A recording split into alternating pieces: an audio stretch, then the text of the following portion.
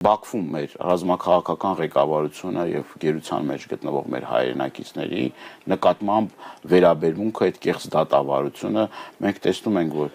Վագիվ Խաչատրյանի առողջական վիճակը ծայրահեղ ծանր է եւ որևէ գործունք այլև չեն ձեռնարկում։ Անհայտության մեջ գտնվող մեր հայրենակիցների հետ կապված որևէ մի խոսք չկա, մեր սրբավայրներն են ոչնչացնում եւ որևէ արձագանք չկա այս իշխանությունների կողմից։ Արդյոք Հայաստանը բենզինի պակաս ունի։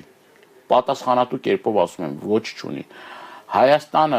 բենզինի հետ կապված դիվերսիֆիկացիայի հնարավորություն ունի, այո ունի։ ԵԱՏՄ երկրներ, գիտեմ որ Ռումինիայից է բենզին գալիս, վառելանյութը գալիս է Իրանի Իսլամական Հանրապետությունից, այսինքն այս առումով խնդիր չունի, քանի դրամ բենզինից մեկ անգամյա ուրախանալ, ցնցալ, բանաներ,